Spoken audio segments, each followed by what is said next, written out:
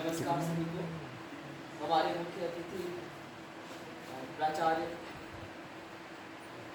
निवारण मेहता सर जी और Saint Augustine college Manoharpur के प्राचार्य नेहरू महतो जी, इसके अलावा इस महाविद्यालय के सचिव महोदय, मेरे महाविद्यालय से मेरे साथ आए हुए प्राध्यापक भवानी मैम और स्वागत सर, और मनोहरपुर से हिंदी के प्राध्यापक देवोकृति जी, उन्होंने बहुत ही तथ्यात्मकता के साथ अपने व्याख्यान में आपकी जानकारी को समृद्ध किया। इन सभी का मैं हार्दिक अभिनंदन करता हूँ। और कुछ भी और बोलने से पहले मैं आपको एक बात बताना चाहूँगा कि यहाँ पर आने से पहले सब हम लोगों को जब बताया गया कि हमें जाना है इस महाविद्यालय में, तो हमारे प्राचार्य जो कि यहाँ पर अपनी व्यस्तता के कारण नहीं आ पाए, उनकी थोड़ी व्यस्तता, कॉलेज में नैब की टीम आने वाली है जिसके कारण बढ़ी हुई, तो उन्होंने एक लाइन कही थी हम लोगों से जो कि आप लोगों को जानना चाहिए। उन्होंने कहा था कि हम लोग दोनों, ये कॉलेज आपका और हमारा कॉलेज, हम लोग दोनों के बच्चे एक ही माँ के बच्चे, एक ही व्यक्ति दोनों जगह अध्यक्ष है। और हम लोग शिक्षकों को जो हम लोग आए हैं नौमूली कॉलेज से यह निर्देश देकर भेजा गया है कि हम अपने बच्चों में और आप में कोई अंतर नहीं है। और उन्होंने जो कहा था वो आप लोगों ने तो यहाँ पर बिना बोले महसूस करवा दिया। आप लोगों ने इतनी मेहनत की है, बैलून फुलाने में कितनी मेहनत लगती है वो हम लोग को भी पता है, ठीक है। उसके बाद एक एक फूल लगाया गया है यहाँ, तो आप लोगों की जो छोटी से छोटी मेहनत है वो हम लोगों ने देखा है और उसको हम लोग जीवन पर्यंत याद रखते हैं। निवारण मेहता सर के साथ मेरा एक पुराना संबंध है, बाकी सभी से तो पहली बार मुलाकात हो रही है, इनसे दूसरी बार हो रही है। इनसे हम मिले थे 2013 ईस्वी में। कितना समय बीत गया? 11 साल। मेरे संस्कृत के प्राध्यापक थे मुरलीधर मिश्रा, उनके बड़े भाई की तरह है ये, और उनके सुख में दुख में हर समय उनके साथ रहे। और एक बड़े भाई की जो जिम्मेदारी रहती है उनके जीवन में इन्होंने हमेशा निभाई है। और मेरा सौभाग्य है कि फिर से अपने शिक्षक के बड़े भाई से मैं मिल पा रहा हूँ। उस समय मैं विद्यार्थी था और संस्कृत बाल मेला लगा था हमारे महाविद्यालय में। जो लुप्त हो चुकी संस्कृत भाषा है उसको फिर से प्रचलन में लाने की मुरलीधर मिश्रा सर ने और उनके बड़े भाई ने मिलकर योजना बनाई थी कि हम एक बाल मेला रखेंगे जिसमें सब कोई संस्कृत में बोल के सामान बेचेगा और संस्कृत में बोल के सामान खरीदेगा।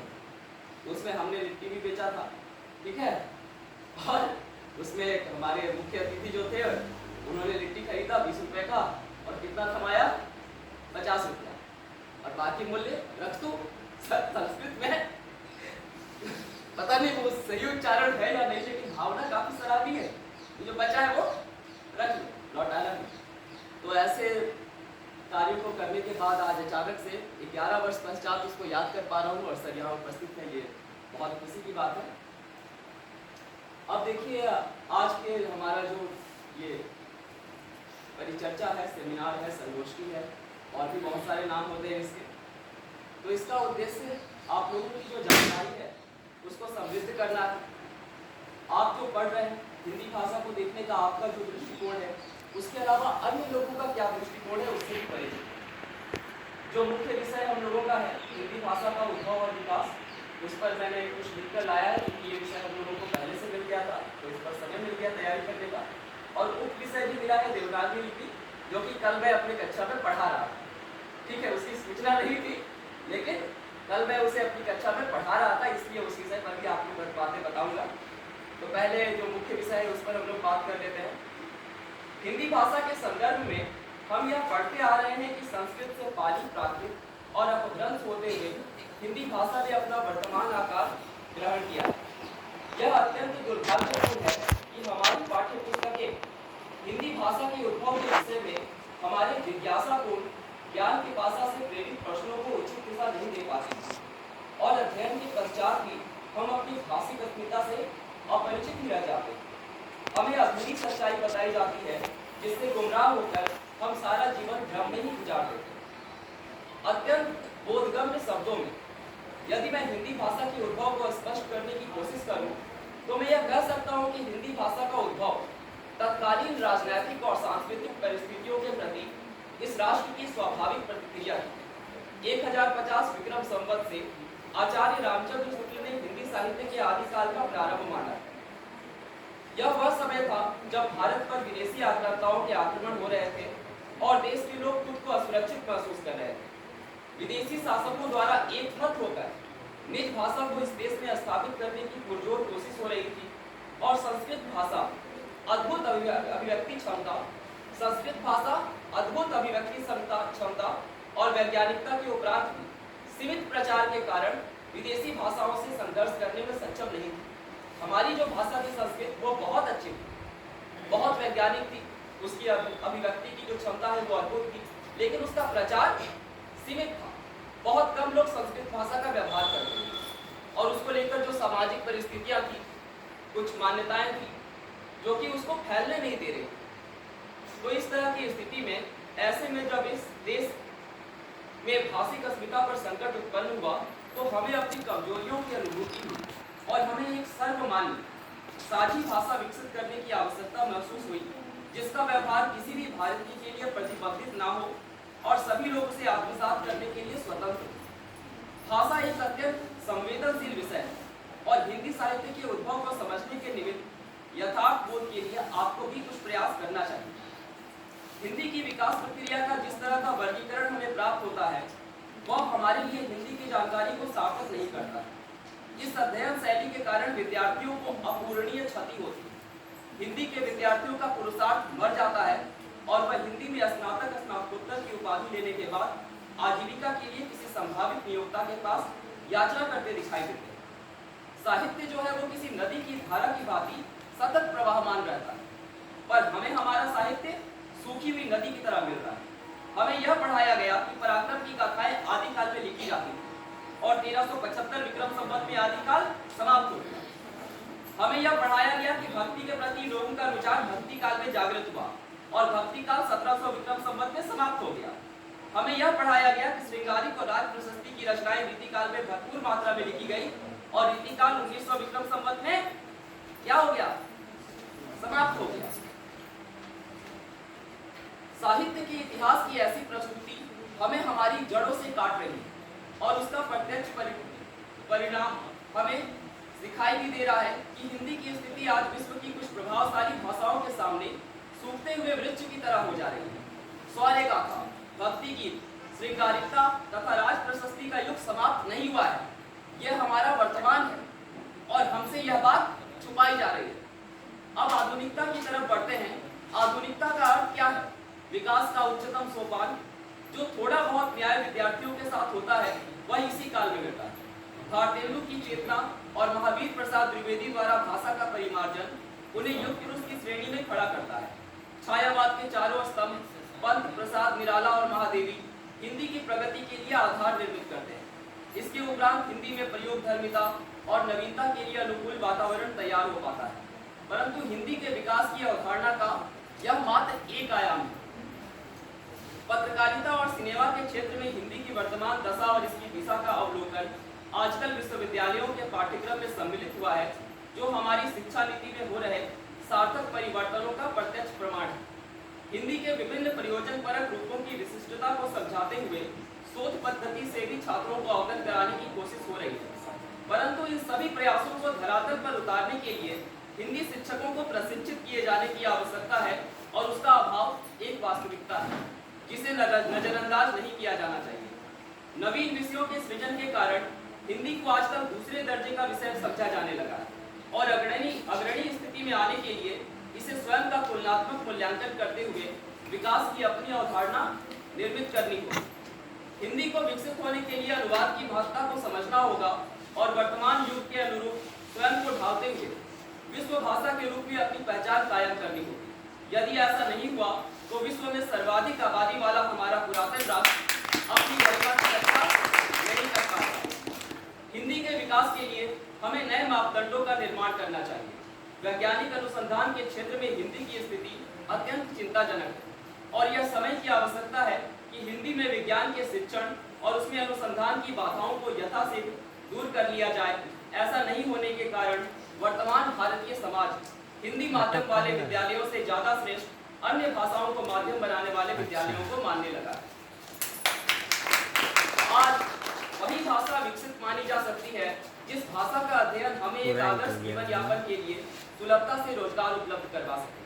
हिंदी भाषा ऐसा करने में समर्थ हो सके, इसके लिए आवश्यक है कि हम हिंदी के साथ संबद्ध विषयों का शिक्षण पूरक पाठ्यक्रम के रूप में हिंदी के विद्यार्थियों को प्रदान करें। उदाहरण स्वरूप, यदि हम हिंदी के साथ विद्यार्थियों को किसी एक यूरोपीय भाषा का अध्ययन करवा दें, तो अनुवाद के क्षेत्र में उनके लिए रोजगार अर्जित करना सरल हो जाएगा। आप यदि ट्रांसलेशन करना सीख जाते हैं, हिंदी तो आपकी मजबूत हो ही रही है, हिंदी में आप ऑनर्स कर रहे हैं, आप यदि स्पेनिश, फ्रेंच, कोरियन, जापानीज कोई भी एक विदेशी भाषा सीख लेते हैं, तो आप घर बैठे फाइवर नाम की एक फ्रीलांसिंग कंपनी है जिसमें 2 लाख रुपए से ज्यादा महीना कमा सकते हैं, घर बैठे सिर्फ अपने मोबाइल और कंप्यूटर का प्रयोग करें। जनसंचार और पत्रकारिता तो हिंदी के छात्र पढ़ते ही हैं, साथ ही साथ यदि उन्हें वीडियो एडिटिंग, ग्राफिक तथा वेब डिजाइनिंग पूरक पाठ्यक्रम के रूप में सिखा दिया जाए, तो वह स्वयं को एक पत्रकार के रूप में स्थापित कर पाएंगे। संघ लोक सेवा आयोग यूपीएससी द्वारा प्रशासनिक पदाधिकारियों के चयन के लिए आयोजित होने वाली परीक्षा के परिणाम वर्षों से चीख कर बोल रहे हैं कि हिंदी में गुणवत्तापूर्ण पुस्तकों का घोर अभाव है। जनसंख्या के अनुपात में हिंदी के विद्यार्थियों की सफलता नगण्य है। मुझे लगता है हिंदी के विकास के मापदंड इन चुनौतियों को ध्यान में रखकर तय किए जाने चाहिए। तो ये हिंदी भाषा के उद्भव और विकास पर एक चिंतन आधारित व्याख्यान, ठीक है। आप लोगों को आधी बातें समझ में आई होगी, आधी बातें समझ में नहीं आई होगी, तो उसके लिए हम आपसे मिलते रहेंगे, समय समय पर आते रहेंगे आपके महाविद्यालय। अब हम लोग एक ही माँ के बच्चे हैं, हमारे प्रिंसिपल ने कह दिया, ठीक है।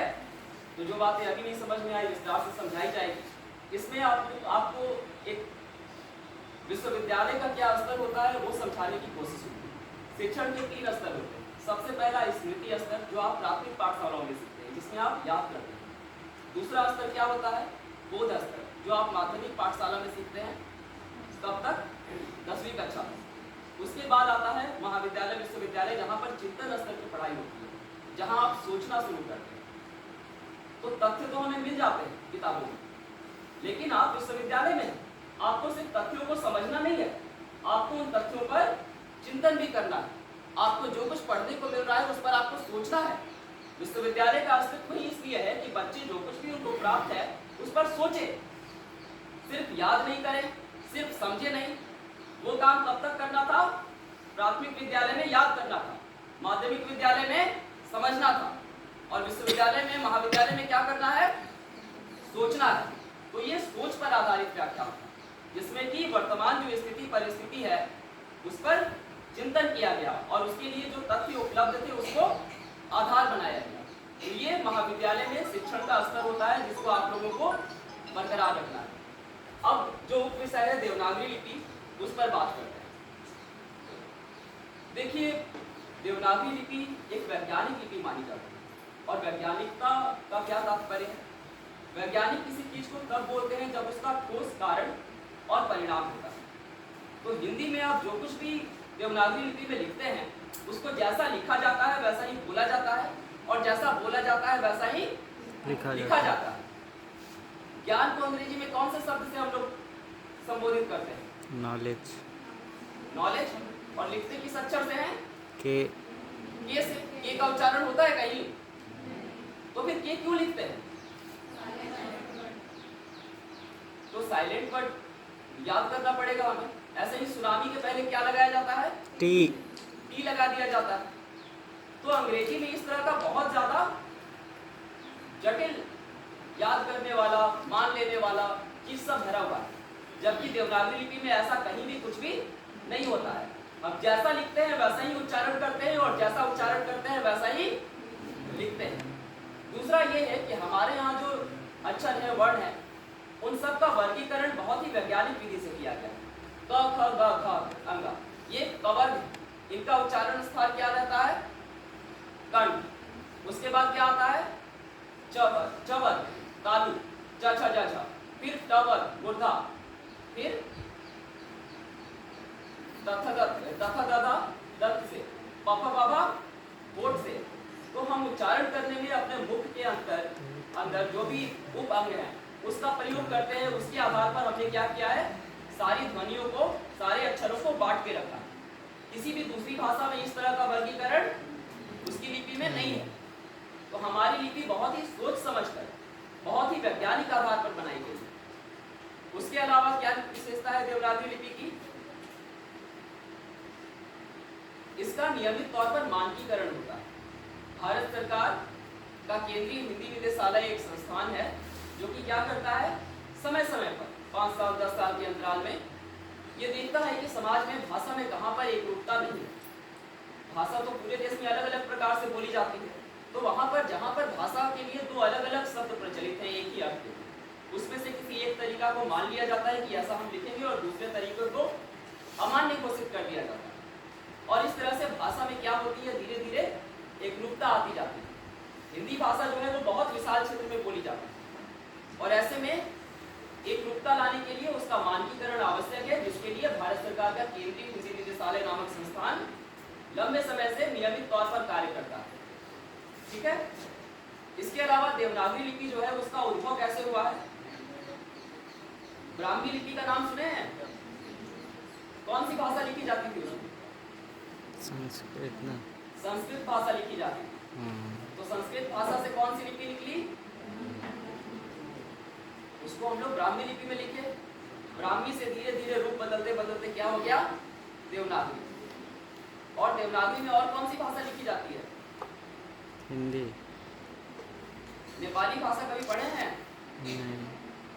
जो नेपाली, गुजराती, बंगाली, मराठी ये सब भाषाएं हैं ना उत्तर भारत की, ये सब ब्राह्मी के उत्तरी रूप से उत्पन्न हुई है। इस कारण उत्तरी ब्राह्मी से सबका जन्म हुआ है, वो सबकी माता है, इसलिए सब में क्या है? समानता है। आप यदि देवनागरी के अक्षरों को पढ़ते हैं तो आप बांग्ला के अक्षरों को भी थोड़ा देर दिमाग लगा के सोचिएगा ना।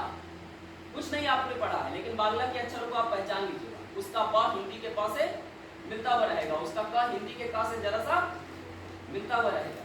तो उत्तर भारत की जो लिपियां हैं उनमें साम्य है।